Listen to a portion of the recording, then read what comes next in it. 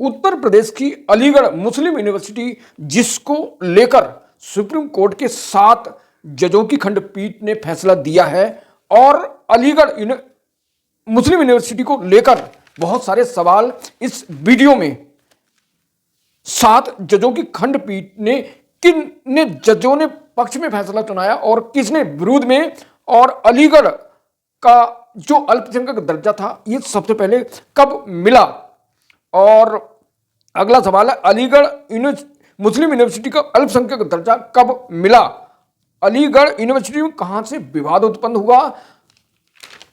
इन सारे सवालों के जवाब इस वीडियो में। तो दोस्तों मेरे साथ अंत तक बने रहें। अगर नए लोग हैं तो चैनल को सब्सक्राइब कर लें, वीडियो को लाइक कर दें। दोस्तों आपसे गुजारिश है कि आप चैनल को सब्सक्राइब नहीं करते, वीडियो को लाइक नहीं करते दोस्तों, तो किस धारा किस अनुच्छेद के तहत अल्पसंख्यक दर्जा मिला, और इस वीडियो में 7 जो सुप्रीम कोर्ट के 7 जजों की खंडपीठ ने क्या फैसला दिया है विरोध में और पक्ष में दोस्तों, और आगे हम बताएंगे जो अल्पसंख्यक संस्थाएं होती हैं उनके जो अधिकार होते हैं, जो उनकी पावर्स होती है, शक्तियां होती हैं, वो कितनी लिमिट है, तो अगले वीडियो में बताएंगे। लेकिन पहले ये जो फैसला आया अलीगढ़ मुस्लिम यूनिवर्सिटी को लेकर, क्या फैसला आया है, और अलीगढ़ मुस्लिम यूनिवर्सिटी का अल्पसंख्यक दर्जा रहेगा नहीं रहेगा, सस्पेंस बरकरार है। सुप्रीम कोर्ट के सीजीआई चंद्रचूड़ ने अलीगढ़ यूनिवर्सिटी को अल्पसंख्यक का दर्जा चरित्र माना, लेकिन प्रशासन को उसका चरित्र अल्पसंख्यक होना चाहिए लेकिन प्रशासन नहीं होना चाहिए। तो बहुत सारे सवाल के जवाब हैं। दरअसल अब देखना यह है कि अल्पसंख्यक दर्जा रहेगा या नहीं रहेगा। सन 1967 में केंद्रीय कानून के तहत अलीगढ़ मुस्लिम इंस्टीट्यूट की स्थापना हुई, और अजीज बासा बनाम यूनियन ऑफ इंडिया केस में तत्कालीन सुप्रीम कोर्ट की बेंच ने कहा कि इसकी स्थापना अल्पसंख्यक समुदाय द्वारा नहीं की गई है, इसलिए इसे अल्पसंख्यक संस्था का दर्जा नहीं दिया सकता। एएमयू को अल्पसंख्यक दर्जा मिलेगा या नहीं, बहुत बड़ा सवाल है, और इस पर अभी सस्पेंस बरकरार रहेगा, क्योंकि 7 जजों की जो खंडपीठ ने है उसने इस फैसले को 3 जजों की रेगुलर बेंच को भेज दिया है। जांच पड़ताल करके दोस्तों पता चलेगा कि आखिर इसमें खामियां हैं या सही है, अब फिर अल्पसंख्यक का दर्जा बहाल हो सकता है। सुप्रीम कोर्ट ने 57 साल पुराने फैसले जो एएमयू को दिया था उसको पलटते हुए अल्पसंख्यक दर्जे को पाने के लिए रास्ता खोल दिया। क्या फैसला सुनाया एससी ने, जो सुप्रीम कोर्ट के 7 जजों ने क्या फैसला सुनाया है।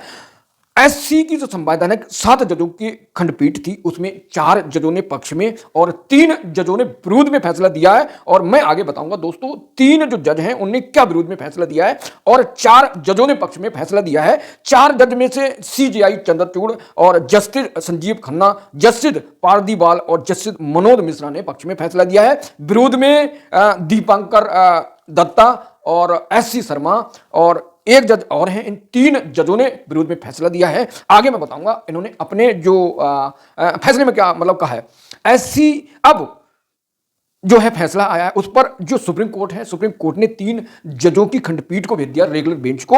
अब इसकी जांच पड़ताल करेंगी और जांच पड़ताल करके पता निकालेंगी कि आखिर इस इंस्टीट्यूट अलीगढ़ मुस्लिम विश्वविद्यालय यूनिवर्सिटी की स्थापना किसने की। अगर इसकी स्थापना अल्पसंख्यक व्यक्ति द्वारा की गई है तो अनुच्छेद सुप्रीम कोर्ट के ने कहा कि संवैधानिक की अनुच्छेद 30 के तहत अल्पसंख्यक दावे के लिए अप्लाई कर सकते, दावा कर सकते हैं अल्पसंख्यक व्यक्ति।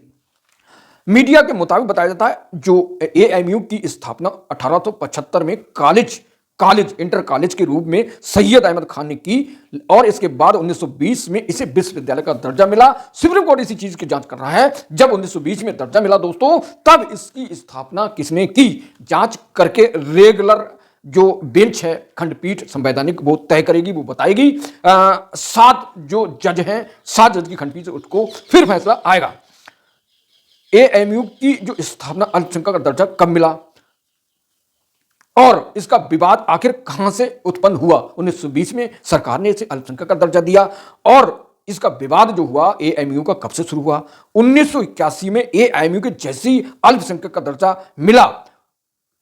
1920 में जैसे ही जो दर्जा है अलीगढ़ मुस्लिम विश्वविद्यालय मुस्लिम इंस्टीट्यूट का मिला, तो उसके बाद 1981 में एएमयू की अल्पसंख्यक के बारे में जो विश्वविद्यालय प्रशासन है उसने मानव संसाधन एवं विकास मंत्रालय द्वारा इस स्नातकोत्तर यानी पोस्ट ग्रेजुएट पाठ्यक्रम के लिए जो सीटें थी उन सीटों में 50% मुस्लिम समुदाय के जो छात्र थे उनको दे दिया। इसके अलावा जो बचे 50% छात्र अल्पसंख्यक को दे दिया।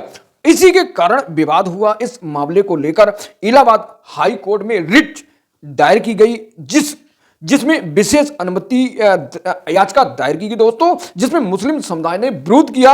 और उसके बाद जो है उसके बाद 2005 में अलीगढ़ मुस्लिम विश्वविद्यालय में कुछ छात्र इसी मामले को लेकर जब मुस्लिम समुदाय के छात्रों को 50% आरक्षण दे दिया गया, सीट रिजर्व कर दी गई और बची सीट पर जो है जो अल्पसंख्यक छात्र को रिजर्व कर दिया गया, जिसके कारण 1905 में कुछ छात्र इलाहाबाद हाई कोर्ट चले गए, जिसमें यह मामला था कि मुस्लिम छात्रों को जब कोर्ट में मामला उठाया, जो छात्र थे जिनको आरक्षण नहीं मिला, उन छात्रों ने कहा कि मुसलमानों को 75% आरक्षण किया गया, जिसका विरोध किया गया रिट। दोस्तों इससे पहले 1981 में अलीगढ़ विश्वविद्यालय जो था उसको संशोधन नियमों के तहत असंवैधानिक करार दे दिया था।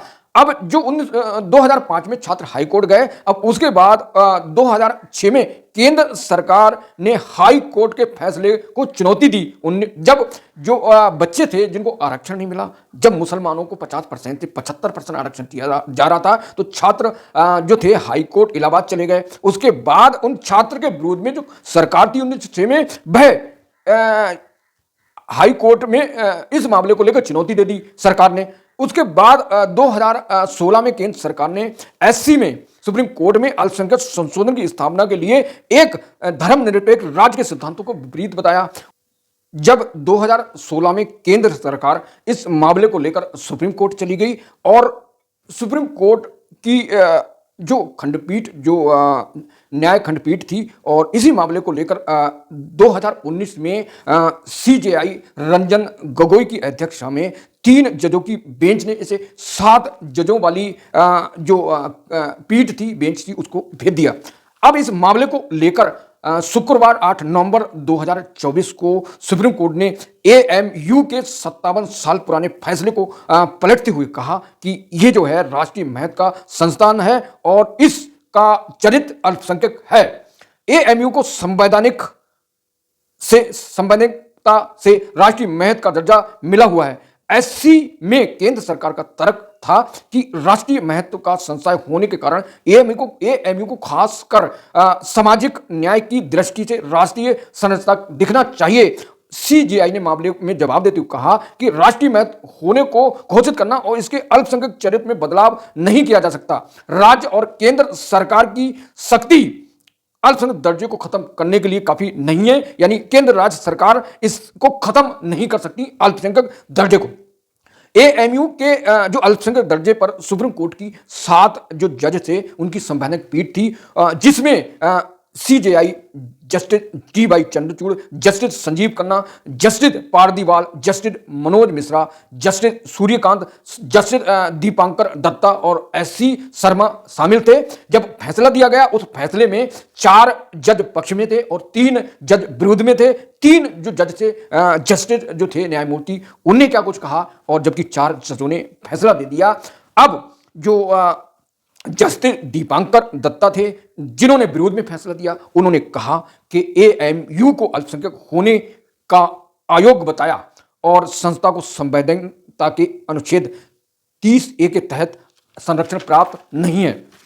जस्टिस सूर्यकांत ने कहा कि 5 जजों की पीठ के फैसले की सत्यता पर संदेह जताते हुए 2 जजों की पीठ की ओर से मामले को 7 जजों को भेजना अवैध है, इसमें न्यायिक अनियमितताएं भी हैं। जस्टिस एससी शर्मा ने कहा कि अल्पसंख्यक दर्जा के लिए संबंधित समुदाय को बाहरी ताकतों के मदद के बिना संस्था के प्रशासन को नियंत्रण करना चाहिए। तो दोस्तों ये जो फैसला आ गया है, लेकिन इस मामले को जब 7 जजों की खंडपीठ सुप्रीम कोर्ट की, जिसमें 3 जजों ने विरोध दर्ज किया, एससी शर्मा, दीपांकर दत्ता और सूर्यकांत ने, तब इस मामले को सुप्रीम कोर्ट की 7 जज की जो खंडपीठ थी, अब इस मामले को 2 जजों की जो रेगुलर बेंच है उसको भेज दिया जांच पड़ताल के लिए। अब जांच पड़ताल के बाद फैसला आना है। दोस्तों कमेंट करके बताएं, जिस मुस्लिम जो अलीगढ़ मुस्लिम विश्वविद्यालय यूनिवर्सिटी है उसको अल्पसंख्यक दर्जा मिलना चाहिए या नहीं मिलना चाहिए, और जो विवाद पैदा हुआ, जो मैंने पूर्व में बताया